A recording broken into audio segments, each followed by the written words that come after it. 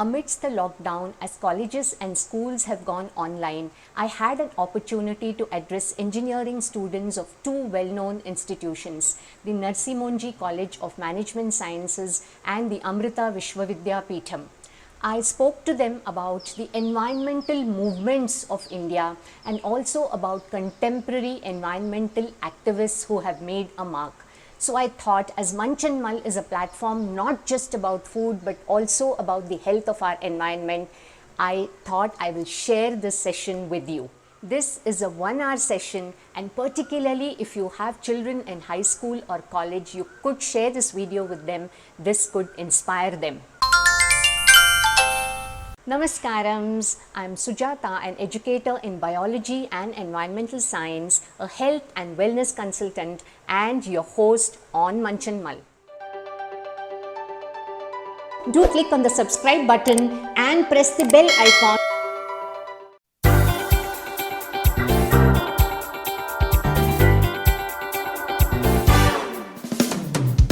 because you like it, because you are passionate about it, and that is why you have chosen engineering. A wise man said that identify your passion and get somebody to pay you for it.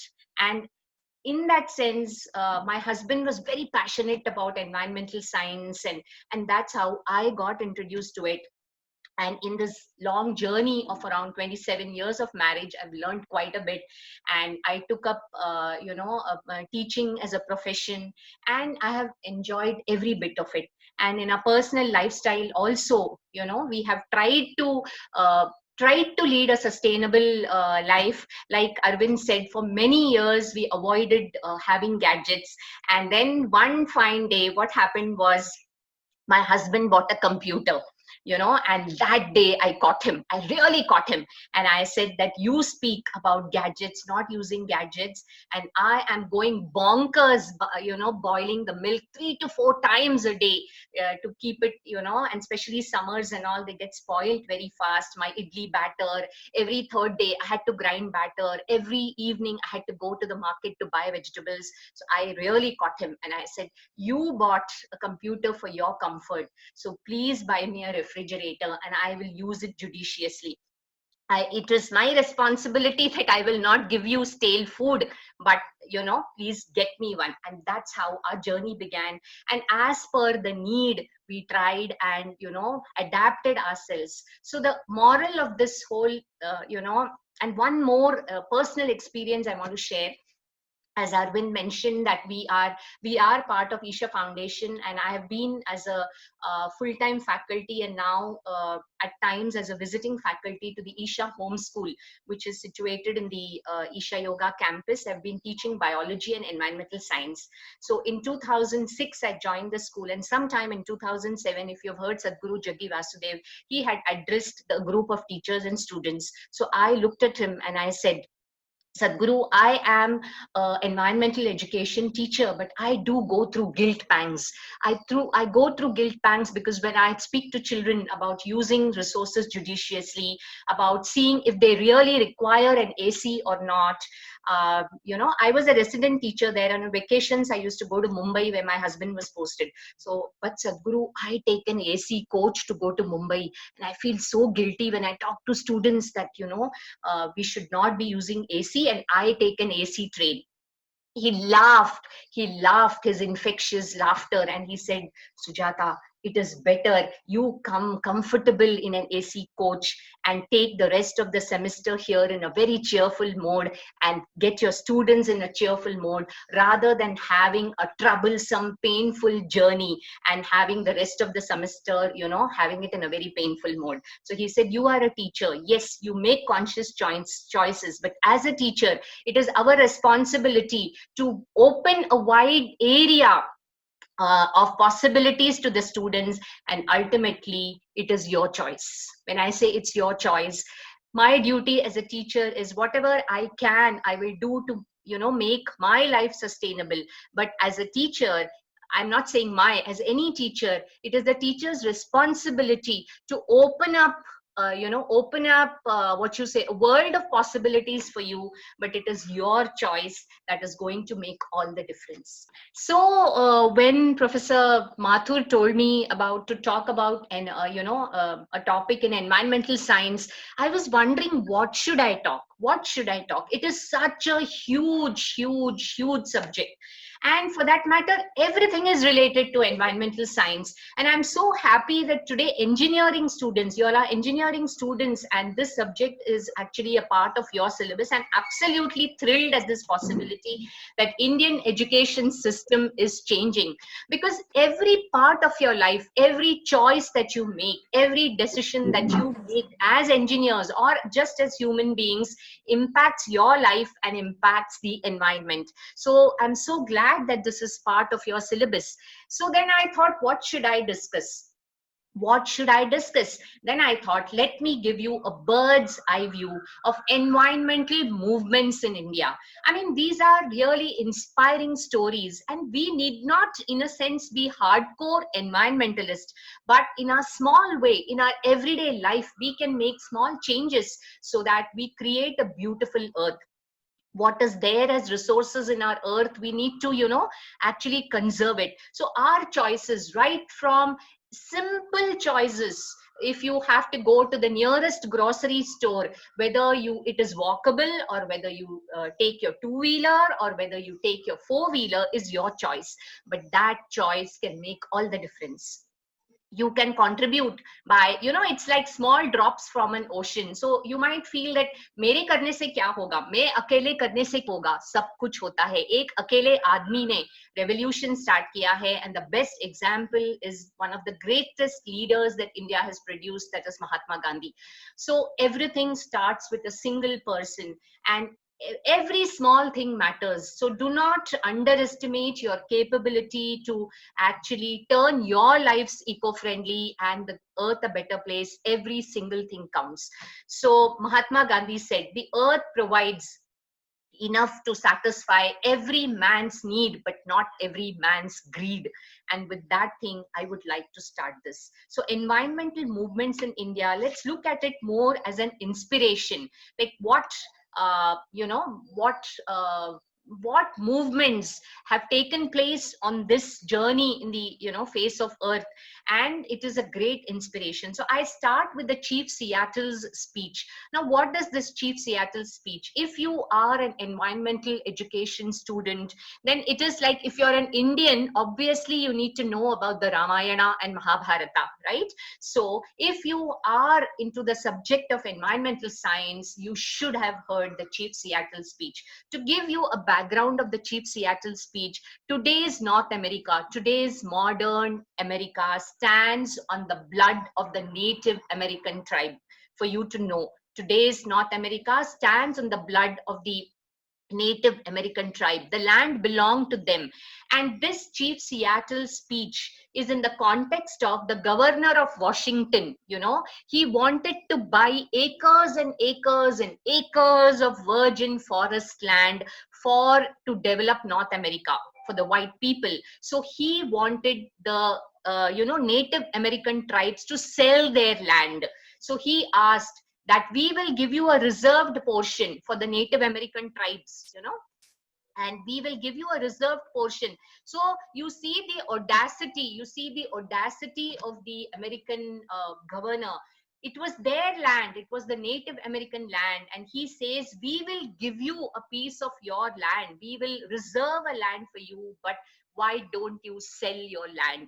So Chief Seattle, who was the leader of the Native American tribe, this is a reply, and this is his kind of approximate age, which is he was born in 1786 and he lived until 1866.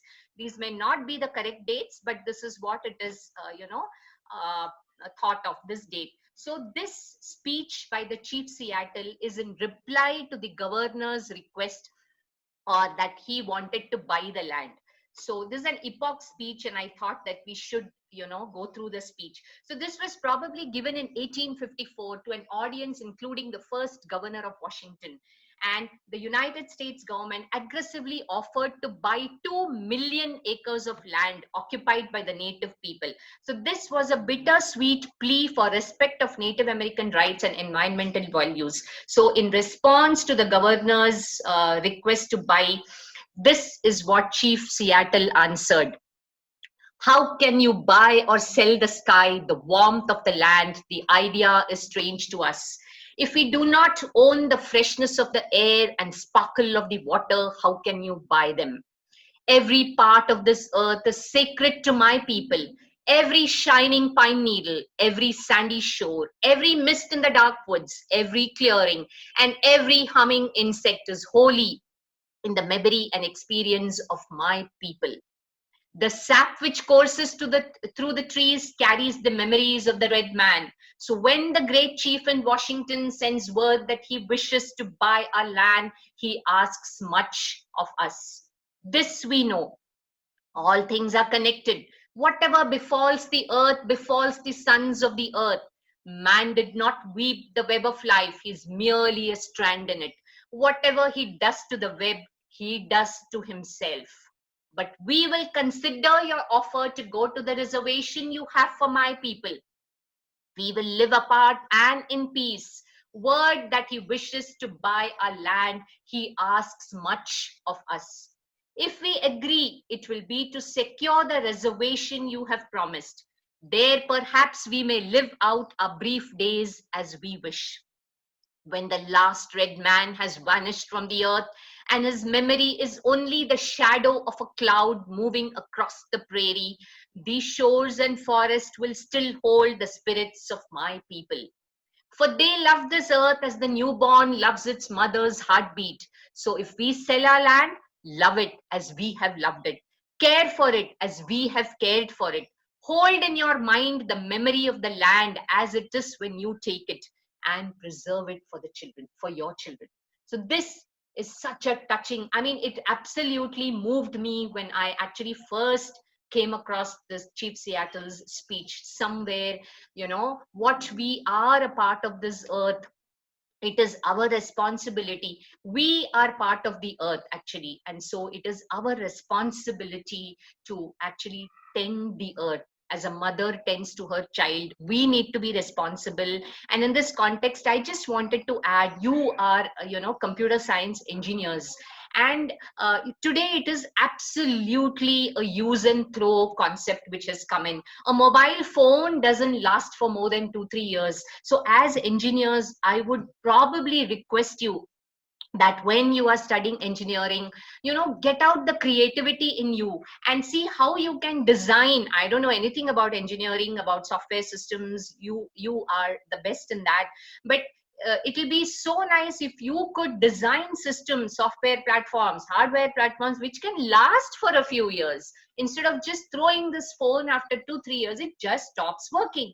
I mean, it's so cruel to just keep throwing things and buying new things. So because you are an engineering audience, I mean, it's just a viewpoint that look at systems which will work. Try and be that one person which can create a revolution where you can design something that at least lasts for 10 years. So the next one, Silent Spring by Rachel Carson. This was an epoch making book that Rachel Carson wrote in the 60s. She was from the US, and this particular book, Silent Spring, brought about an environmental revolution. It actually started the environmental revolution, and I think all of you, if possible, go through these books. I mean, it will really change your perspective to life. So look at the word Silent Spring. So spring is never silent. Spring is full of life with the bees, butterflies, birds singing. But Rachel Carson saw that the spring was silent, and she wanted to find out why the birds have stopped singing, why the bees are not buzzing. And when she researched, she found out that in the process of agriculture, a lot of pesticides and insecticides started to get used. and that silenced the bees. It killed the bees and the butterflies and many insects, and that's why spring was silent. So she named this book Silent Spring, and this was published in September 27, 1962, and it documents the adverse environmental effects caused by the indiscriminate use of pesticides. Book met with a fierce opposition by chemical companies, okay? And this started off a lot of environmental movements. And owing to public opinion, when we say that actually, environmental movements, what is the use of it? Yes, movements do shake, movements do create tremors. So if you stand up for a right cause, and if you garner a group of people sharing that right cause for you, you can make a difference. Always remember that. So this book created so much activity in US that it helped reversal in the USA's national pesticide policy. Nationwide ban on DDT. In India, DDT is still not banned, okay? This was a nationwide ban on DDT and led to creation of the US Environmental Protection Agency. So this lady's book, Silent Spring, actually helped the bees and butterflies survive. That is the impact of this lady. Next book that impacted personally our life, I was a One Straw Revolution. All these books, make a note of it, and you should possibly read it. One Straw Revolution by Masanobu Fukuoka. Fukuoka was a Japanese farmer. He was an agriculturalist, and he did his degree in microbiology and agriculture, and he had a very deep spiritual experience. He was sick with pneumonia once, and he had, while recovering from his pneumonia bout, he had a very deep spiritual experience. And he says, he was a farmer by profession, so he said the ultimate goal of farming is not the growing of crops, but the cultivation and perfection of human being.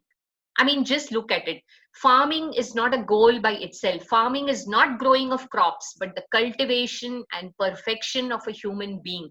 How many of us actually, when we eat our food, are we even grateful to our mothers who cook that food and give it to us? We find a lot of faults. Mama, ye acha nahi hai, ye khane mein aaj ye kyo banaya, ye aisa acha nahi hai. How many of us do complain? But have you ever actually given it a thought of that food to reach your plate? How many people are involved? The farmer is involved, in tilling the crops and getting it to the market. The vegetable seller is involved, he makes a living out of it. Finally, your mother is involved, if she is cooking for you. So how many people are involved in getting that plate of food? So should we not be grateful for this? So Fukuoka passed away in 2008, and he popularized the do nothing farming, where he says, don't interfere with nature. And this book is called One Straw Revolution because he popularized the concept of mulching. Mulching is that you don't throw anything. Even if weeds are there, you cut the weeds off and you actually mulch it back into the soil. So that will automatically stop other weeds from growing when you have mulch. And mulch also helps to retain water, and it reduces the water water required for growing plants. So it's a whole science by itself, the do nothing farming, where you're not using any insecticides, pesticides, because when you use insecticides and pesticides, you're actually killing other useful organisms also. So it's a book worth reading. So these were some books which actually led people to ponder over so many aspects. So with this background, with the background of Chief Seattle's speech, Silent Spring, and One Straw Revolution, we enter India's scenario. What were the major environmental movements in India? So how do you define an environmental movement? Environmental movement is a social or political movement for the conservation of environment or for the improvement of the state of environment. So a movement, how do you get a movement? A movement comes when people start looking at things, when people start questioning things, and then you have discussions. Why is this so? Why do we have to throw a phone every 2-3 years? Why do we have to change a laptop every 2-3 years?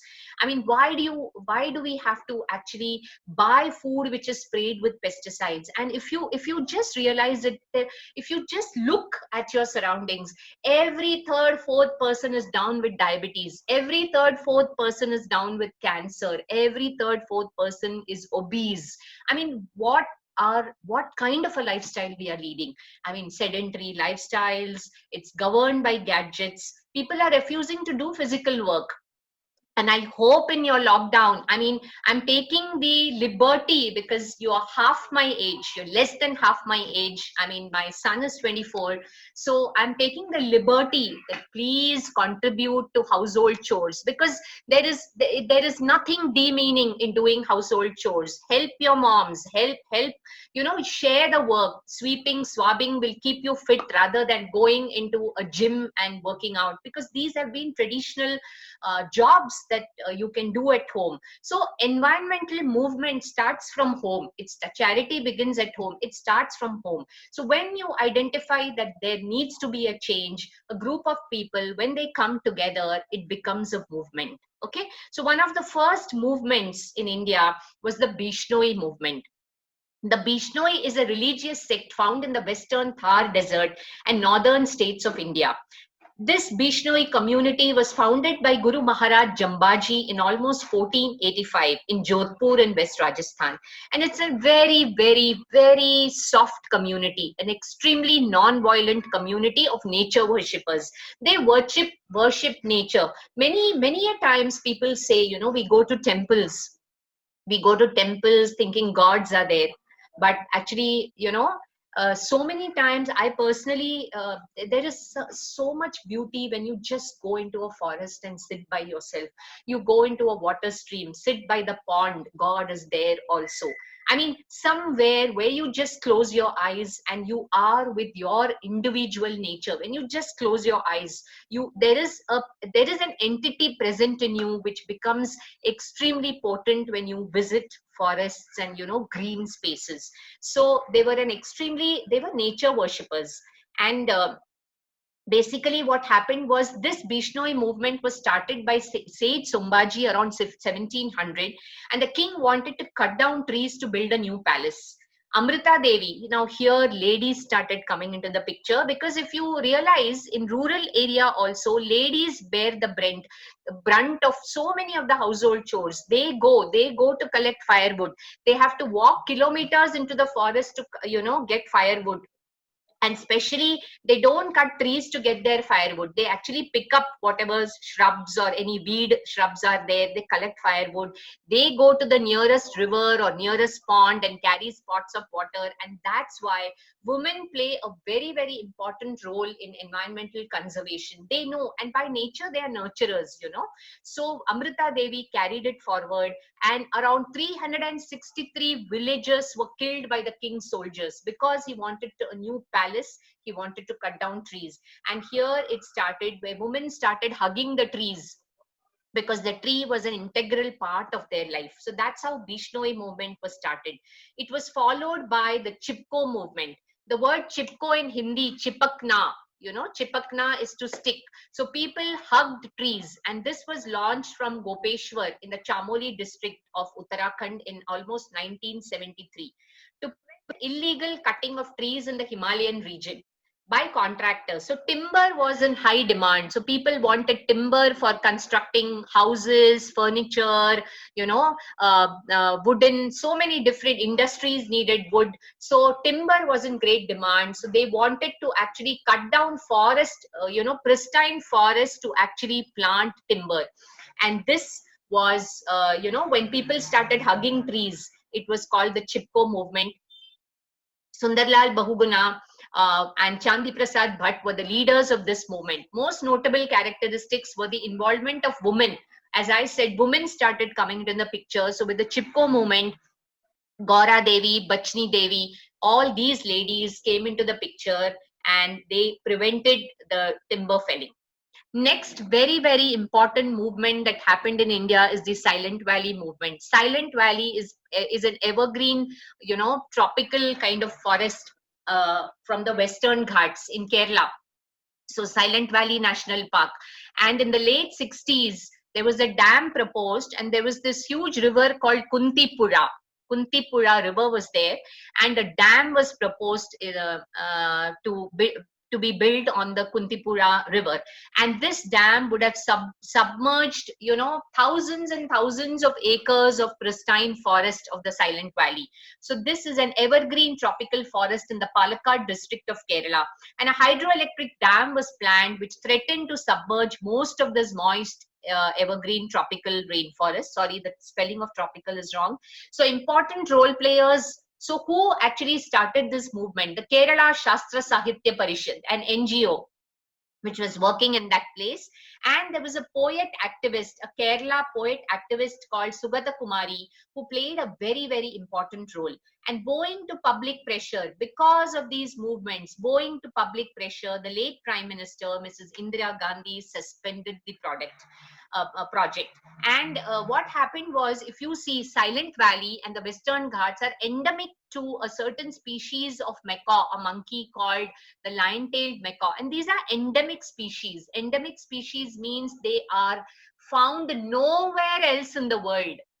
A lion-tailed macaw, it's a monkey, it's a macaw family, and it has the tail of a lion. The tail resembles the tail of a lion. This lion-tailed macaw is only found in the Western Ghats. So if you destroy the Western Ghats, if you destroy the Silent Valley, you're going to be losing the lion-tailed macaw forever. So that's how intricate nature is. And these species of trees and animals and insects which are found in only particular places on the earth, these species are called endemic species.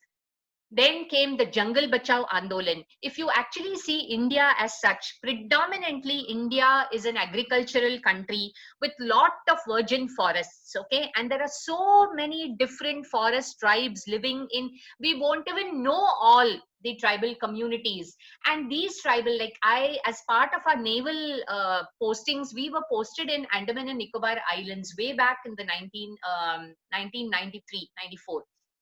So we had a very, very good friend, forest officer. So he took us to the Nicobar Islands. And, these tribal, we've seen Jarawas, we've seen Sentinelese, and recently 10 years back we again went back to Andaman Nicobar. It was a very pathetic sight when we traveled through a bus through the Jarawa reserve, people just throwing chips packet at the Jarawas.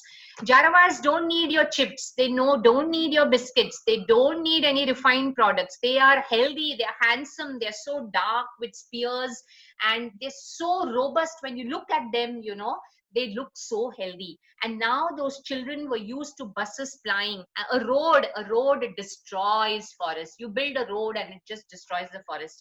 And under the name of tourism, actually, they were advertising that, you come by this bus and we will show you Jarawas. Of course, we did not go for that. We did not go to see a Jarawa tribal. We had some other work. So as we traveled, we saw that Jarawas were lining up the road and for waiting for chips packets. And they're such good hunters. And the Sentinelese and all we've seen from the horizon, because Andaman Nicobar Islands is just sea. Right, so as the jeep was moving, it was sunset time, and we could see in the horizon a spear, one tribal person on the sandy banks throwing a spear. Look at their aim, look at their finesse, look at their art of killing a fish with a spear. I mean, just look at these people. So in 82, tribal community in the Jharkhand, they agitated against the forest policy of the government. The government wanted to replace natural forests with high priced teak. Everywhere teak took over, so they had to, their livelihood depends on that. Then the epoch making, Sardar Sarovar, all of you must have heard of this, a series of 3 mega dam, and 300 small medium dams have been planned on the Narmada river. And that's when Narmada Bachao Andolan was started. And you must have definitely heard about the leader who started this, the lady Medha Patkar. So in 1985, the first mega dam was planned in Gujarat, which threatened to submerge huge areas of agriculture and forest lands, and people lived there. So Medha Patkar is the most known of the leaders, and the Andolan got support from celebrities like Arundhati Roy, who a writer, then renowned social worker late Baba Amte, and even Bollywood star Amir Khan supported it. Amir Khan is supposed to be very, very pro ecological, sustainable thing. And I don't remember this TV serial actually. I forget the name, that this thing that he hosted. He used to get all these environmentalists and speak to them, answer the questions. I'm not getting the name of that show. So Narmada Bachao Andolan, because of the people were not compensated. Rehabilitation packages were announced, but they were not given to people. People's fertile lands were taken, and land in return had stones and rocks. Completely, the land given to them in, in replacement for their original land, were completely full of stones and rocks which people could not use, so they lost their livelihoods. So this is where it takes you under the name of development. What are we trying to achieve? So it needs students like you, it needs the younger generation to look at this. Of course, the question may arise, should we stop development? No, development should not be stopped, but it has to be a holistic one. You have to look at every side, every pros and cons, and choose a development which is sustainable. And what is the definition of sustainable? Is it meets the needs of today without compromising on the needs of the next generation. You are what, 18, 19, 20-year olds or 19-year olds. So your children, do you want them to see the tiger? Do you want them to experience rain? Do you want them to see mountains and forests? If that is so, unless you regulate your life, that cannot happen. So these andolans are, and after this, as a result of Narmada Bachao Andolan, finally the dam was not scrapped. The dam was not scrapped, but the height of the dam was reduced. At least that was some amount of success for these, revolutions. Now, so these were some of the environmental movements, and now I thought I should introduce you to some environmental activists as inspiration. Like, as I said, we need not all be like, grow to be environmental activists, but we can start being environmentally active from home by little things that you do. So I thought, let me share the stories of these inspiring people who have actually given their lives towards a cause. So what is activism? Activism is not just taking a jhanda and going on the road. That is not activism. Activism is, it is not aggressive. Let me tell you, activism is not about aggression, going on the roads, going on a public morcha ki ye hame nahi chahiye, hamare demand pura kijiye. That is not activism. Activism comes out of concern. Activism comes out of a genuine concern. What is happening on the face of earth? How are we creating havoc by the consumption of products, the waste generated? So activism is actually starting from a revolution inside you, and then gathering a group of people who work towards actually changing the situation. So that is activism. Activism is not, going out on the streets shouting, because that is of no use until it is followed by a responsible action. So I wanted to make this clear, that activism is not about going on the streets. So environmental activism refers to the coming together of various groups of individuals and organizations working in collaboration. So it is a group of individuals and organizations working in collaboration to address environmental concerns. And India has some very powerful environmental leaders. So the first one, I thought, let me introduce you to a lady, Dr. Vandana Shiva. She was born in Dehradun, and she worked on effect of globalization on India's food. Your McDonald's, your Pizza Hut, everything has come, and it has replaced your traditional Indian food. And in a way, it has impacted your health, right? Whatever said and done, though we all enjoy pizza, it is best to have pizza once in a while and rather have your idli, dosa, poha, paratha, which is India's indigenous food, which is full of nutrition, rather than a refined flour, maida, which causes obesity, heart problems, etc. So she worked on effect of globalization on India's food, and a critic of India's green revolution. People always see green revolution as something very fantastic. It was started by MS Swaminathan of using fertilizers and chemicals, but green revolution has created the whole of Punjab, and it started in Punjab. And if there is a train called the cancer train, which runs between Bikaner and Punjab, and all the compartments are filled with cancer patients. Look up the cancer train, Google cancer train, and that is a fallout of the Green Revolution, where for increasing production of food, severe, very strong pesticides and insecticides were used, and today most of Punjab rivers are polluted. Okay, everywhere it's happening. So, and she also did rejection on corporate patent on seeds. Farmer was the owner of the seeds, but today, multinational companies like Monsanto, etc., they are having corporate, they say that you buy seeds from us. No, Indian farmers were not that way. Indian farmers farmed and they collected seeds. They kept seeds to be used for the next season, so they had control. So we do not want to give our food control to multinational corporations, and that's what she said. Vandana Shiva also established an organization, and she opposed monocultures. Look at just look at your food pattern now. How many varieties of rice you might be eating? Most of you must be eating white rice.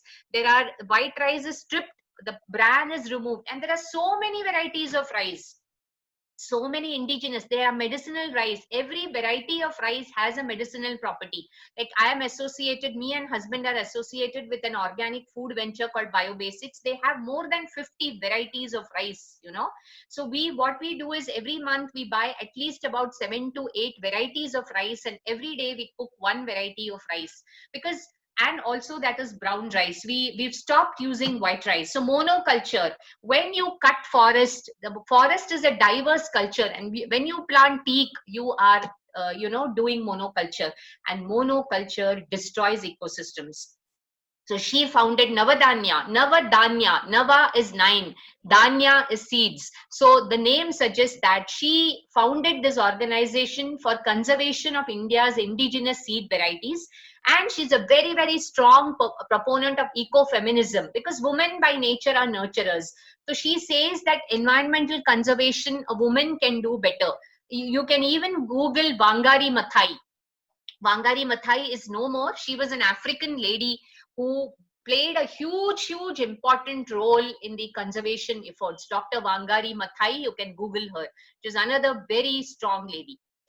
Then you have another lady, Sunita. Probably I'm biased, and that's why there are, of course, I just thought, let me share more of ladies. So Sunita Narayan, Director General of the Center of Science and Environment, New Delhi, and you must have come across, your library may have Down to Earth. Otherwise, you can probably request the library to subscribe to this magazine, or you can subscribe personally since you're in a lockdown period. Down to Earth magazine, which is a very potent magazine, which actually reports on the current environmental situations in India.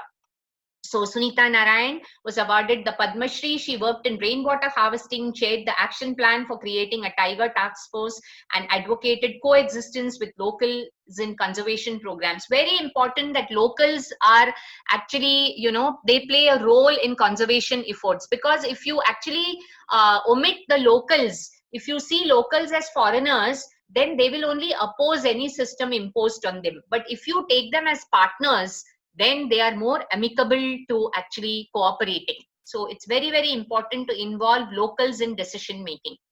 Next, very important man, Rajendra Singh. He's called the waterman of India. Okay, and he founded the Tarun Bharat Sangh, and which worked on rainwater harvesting and watershed management. He was awarded the Raman Magsaysay Award in 2001.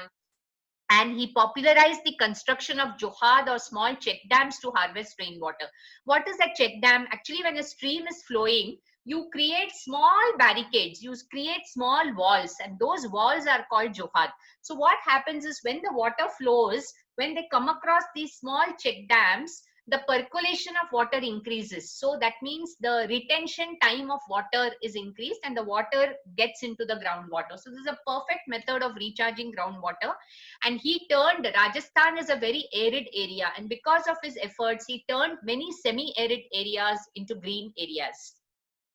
So then we come to Dr. Salim Ali, who's worked a lot in the area of wildlife. He's called the Bird Man of India. You must have come across the Book of Indian Birds by Dr. Salim Ali. He was the first Indian to conduct a systematic bird survey across India, and he wrote bird books that popularized ornithology in India. To just share with you on a personal note, mine was an arranged marriage, and when I came to know that my husband is interested in bird watching, the first gift before marriage that I gave him was the Book of Indian Birds by Salim Ali, and then he just gave a sheepish smile and said that I already have this book, you know. So became a key feature behind the Bombay Natural History Society after 1947. So in Mumbai, you must have seen this in Fort area. You have the BNHS opposite Lion Gate Navy. You have the BNHS office, Bombay Natural History. He used his personal influence to garner government support and created the Bharatpur Bird Sanctuary, which is in the outskirts of Delhi, Bharatpur. It comes in Rajasthan, I suppose, Kevladev National Park, and Prevent Dam in Silent Valley. He was also instrumental. He was awarded the Padma Bhushan in 1958 and Padma Vibhushan in 1976. These dates don't matter. So what Salim Ali said was, I suppose I have done my bit. It's now up to you younger people. Several species of birds, a couple of bird sanctuaries and institutions have been named after him. Again, on a personal note, my first bird watching lessons happened in Andaman and Nicobar Islands immediately after marriage in 1993. Otherwise, I just knew that a myna existed, a crow, a sparrow, and a parrot. Beyond these birds, I never knew any birds. Okay, you wouldn't believe. And then is what now I can see kingfishers here in Coimbatore, sitting at Coimbatore, I can see kingfishers outside. So my first bird watching lessons happened with my husband. We used to take a binoculars and walk into the rainforest for a trek in the Andaman and Nicobar forest, where I saw mini-wets, I saw fairy bluebirds, I saw racket-tailed drongos, and a whole new world opened to me. So I actually request all of you, when the pandemic settles, you should go bird watching. And Professor Arvind Mathur also is an avid bird watcher, if I remember, he and his wife. So you could take his help and guidance. P. Sainath. So in the genres of this piece, when we talk about environmental concerns, I think I slipped a slide or I missed a slide. There are so many genres on waste segregation, food, agriculture, wildlife. P. Sainath, please Google him. P. Sainath has written a book, Everybody Loves a Good Drought. Okay, and he is one of the world's greatest experts on famine and hunger, and he's worked on farmer suicides. And there is this so his focus is social and economic inequality, rural affairs, poverty, and aftermath of globalization. And he was a rural affairs editor at the Hindu until 2014. And he's founded the PARI, that is People's Archive of Rural India. Received the Magsaysay Award in 2007.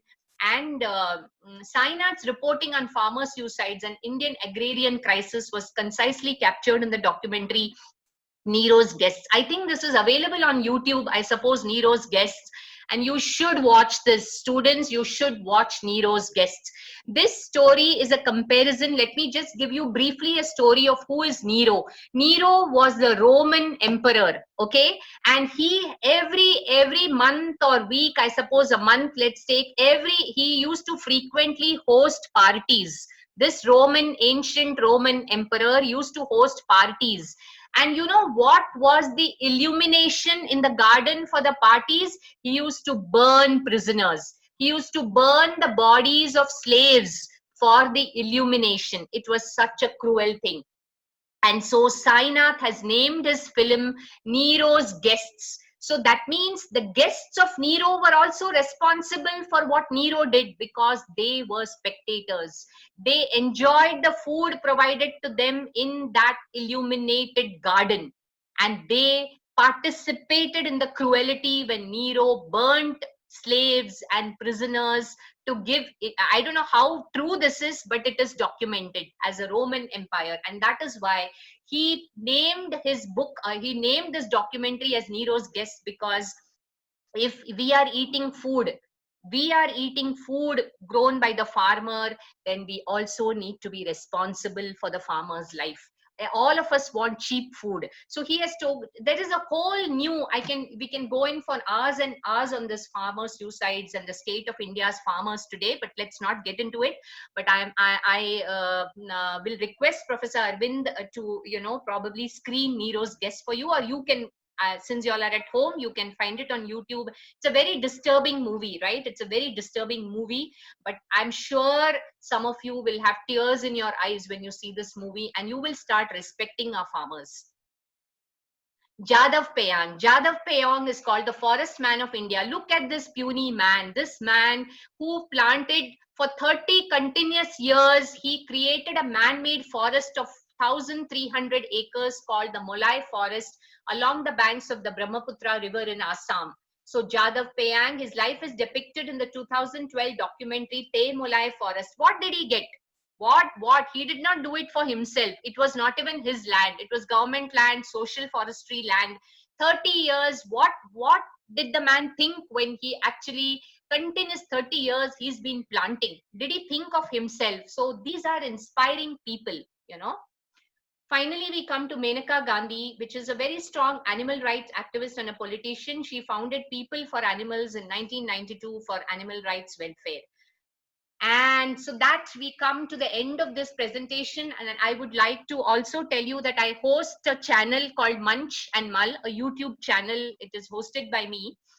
It's called Munch and Mull, and it is more than a cookery channel. There are so many cookery channels, but I did not want it to be a cookery channel, but it is rather a platform to share various aspects of our food, health, and environment through the medium of vegetarian recipes. So that means there is a bonus for you. You can, have a very tasty recipe there, a healthy recipe. And as a policy, as a principle, I've decided I will not use refined flour or maida or white sugar in my recipes. So all the recipes are vegetarian recipes which do not have white sugar, maida, or any refined products.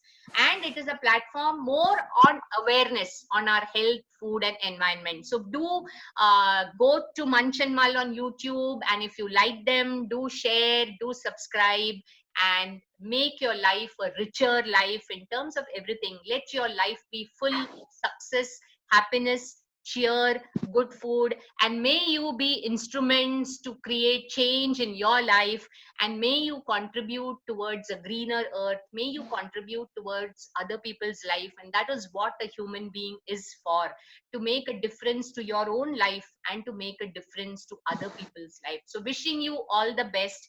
I leave the platform open for any questions, and I would definitely love a feedback.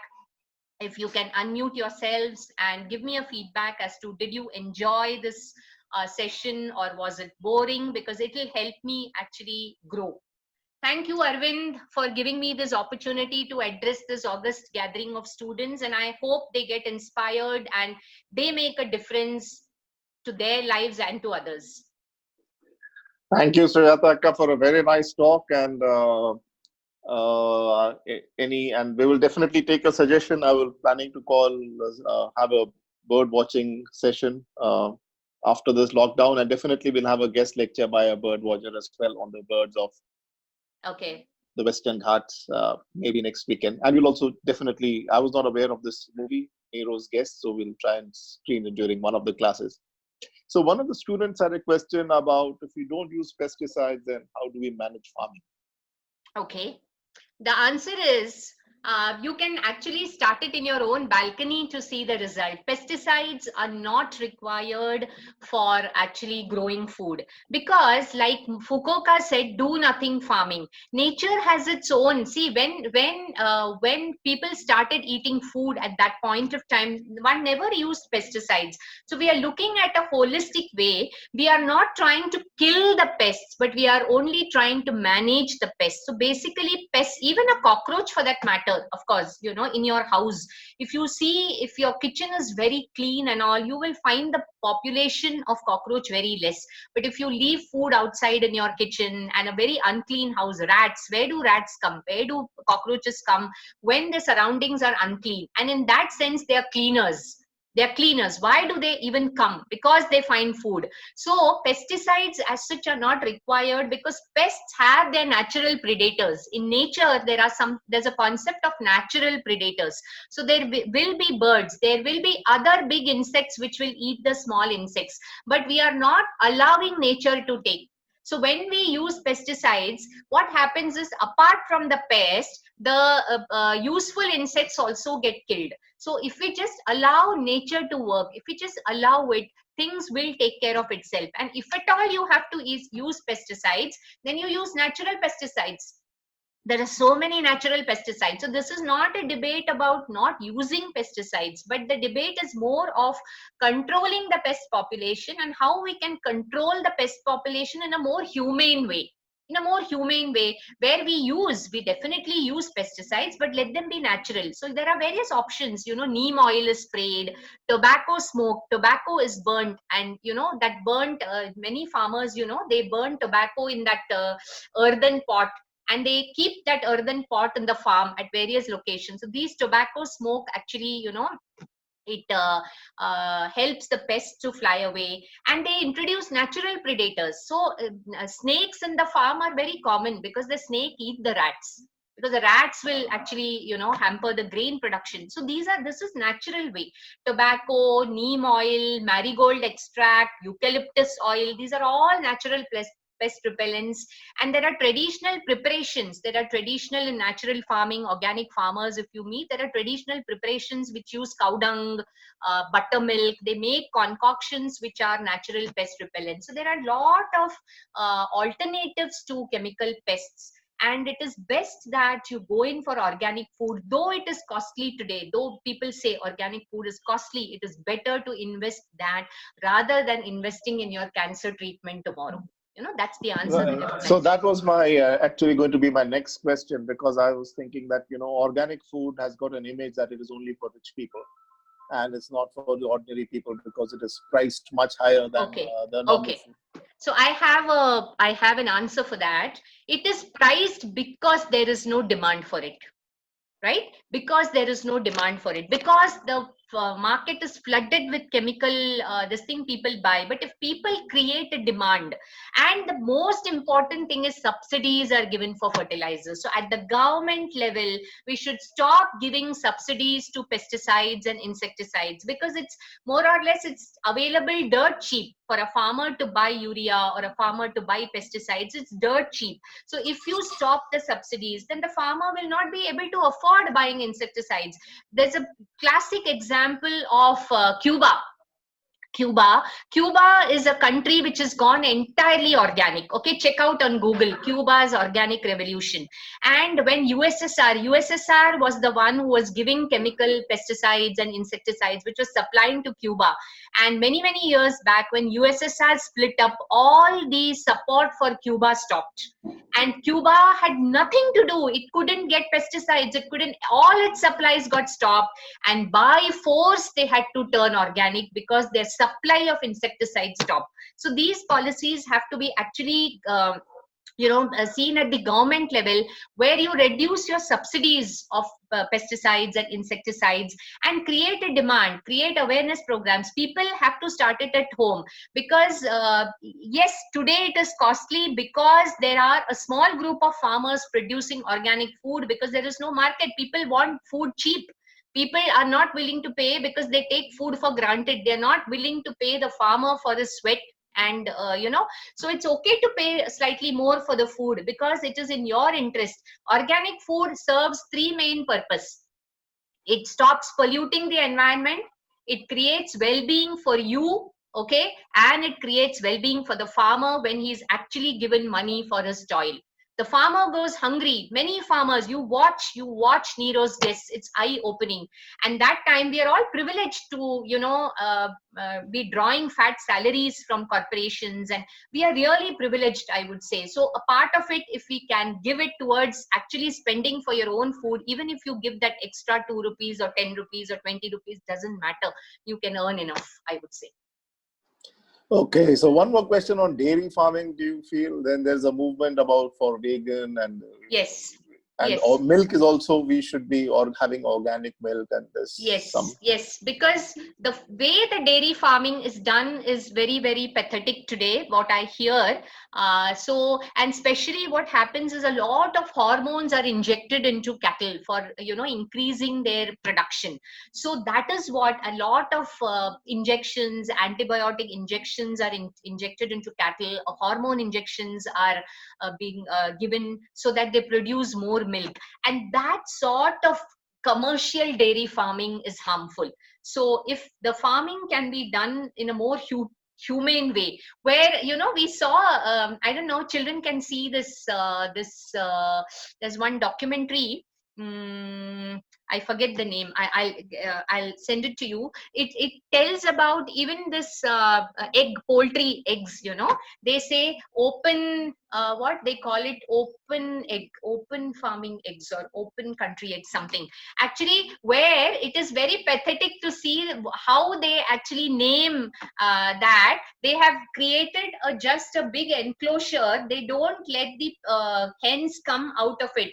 And because they are just allowed to walk inside that enclosure, they are terming that as open. I forget the name. I'm just not getting the name. There's a particular name for those eggs. So dairy, it's very, very important to stop using hormonal injections. And the feed, even the feed that the cattle are given, is full of pesticides. So in that sense, but vegans actually, vegans look at it at a very different angle. I mean, but veganism is something that they look at animal products. So if for that matter, even beef and chicken and all, it is very, very in a sense ecologically unsustainable. So in that sense, one point I want to make is 1 kilogram of grain, let's say 1 kilogram of rice, it can feed almost about 7 to 8 people. But you tell me 1 kilogram of chicken, how many people can eat approximately? I don't. So what happens is 1 kilogram of grape. If you're a vegetarian, as you go up the higher level of food chains, it becomes more and more ecologically unsustainable.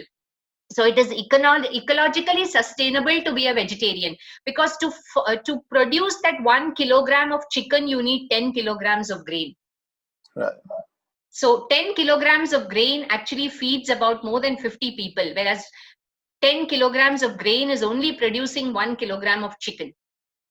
So in terms of dairy, yes, you if you can actually look for, personally, I source my milk from a local milkman who actually goes to small little owners, farmers who have their own cattle. He goes at 3 in the morning. He has about 4 or 5 farms where he goes, and he actually he gets the milk from these farmers. So I have stopped buying packet milk, but of course, emergency, when my milkman doesn't come, I do buy packet milk. But it's a conscious choice. And I also once in a while make vegan milk out of groundnut and coconut. You can find vegan milk episode on my Munch and Mull, and where we've discussed all these issues.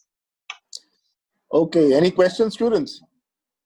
I would like a few of them to unmute and actually give a feedback. I have been talking for the last 1 hour, so I would appreciate if at least a few of them can give me your inputs, whether this session was helpful. I would really appreciate if you could give me a feedback. Samriddhi, what did you think?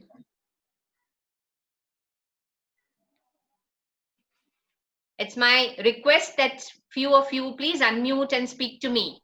Hello. Yes. Good morning, ma'am. Good morning, Samriddhi. Good morning, ma'am. No, I don't have any questions. I just heard whatever you said, and I think we should really make a difference. Wow. I'm so glad. Did you find this useful, this session useful? Yes, it was very useful. So what are you thinking? How are you going to start your contribution? Like you said that even, like small things make a big difference. Yes. So just by, like using, like you said, that, starting with our own house, it will make a difference. So small things, like you said, nothing in particular that I'm going to do this way. Okay. Do you have plants in your balcony or your home? Do you grow you have some plants? You can start by that also. You can start. I don't have so many, but yeah, some of them. So you can start by having a small lady's finger plant or a tomato plant and actually putting your organic vegetable waste in your pot, so that you don't contribute towards the organic waste of the municipality. You know, like my grandmother does that, like back way from Himachal, so she does farming. So that's what she does, organic farming. Wonderful. So you can start in a small way by from tomorrow or from today onwards. Don't put your vegetable and fruit peels and all. Just put it to your potted plants and cover it with the. People say that mosquitoes aata hai because of this waste. Nahi aata hai mosquito. Just put it around your pot every day. If you have even 7 pots. So Monday, Tuesday, Wednesday, Thursday, Friday, Saturday, Sunday. Every day's waste goes into one pot and cover it with a hand of soil. That's all. And by Sunday, the first pot is composted. You can put the next day's waste. So your waste doesn't go out actually. So nice, Samruddhi. Thank you, ma'am. Anybody else? Isha, what did you think? Yes, sir. Thank you, ma'am. Firstly, I would like to tell that it was a really nice session. I really enjoyed it, the way you were speaking and your presentation. It was very, very engaging. And like the things that you said, like my parents, they also like to follow many things. Like they don't buy packet milk or actually, my parents are a big fan of gardening. So we have lots of plants at our house. Wow. So we sometimes use tea leaves to fertilize it, and eggshells sometimes. And like you talked about birds, so we also keep some kind of bajra, then water for these birds. Wonderful. Yes. You have an independent house or a flat? It's a flat. Okay, wonderful. If you're doing this in a flat, it's really wonderful. So nice. So nice, Isha. So nice to hear that. I mean, small things. I mean, carry a cloth bag, go cycling, go walking. I mean, these are small things which conscious decisions, And engineers, all of you are engineers, so please devise systems which can last, huh? No use and throw gadgets. Please design. Use your creativity in designing something which lasts. We'll try our best, ma'am. Yes, wonderful. Anybody else? Come on, boys. Women power has come out, boys. Rafe, what do you think?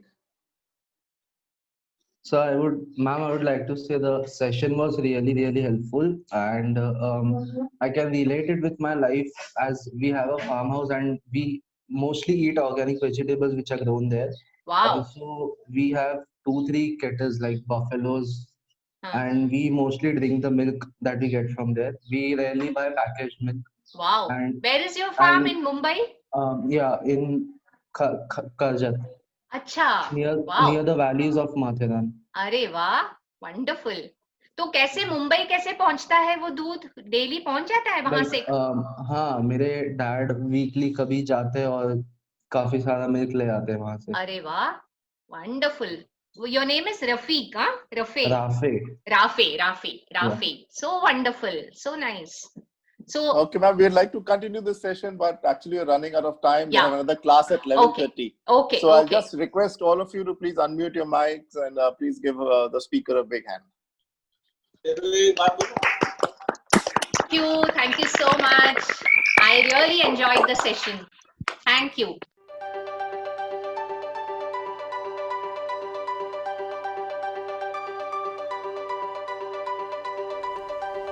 Hey, have you subscribed to Manchanmal? Do click on the subscribe button and press the bell icon to receive notifications of my newest videos uploaded every Saturday.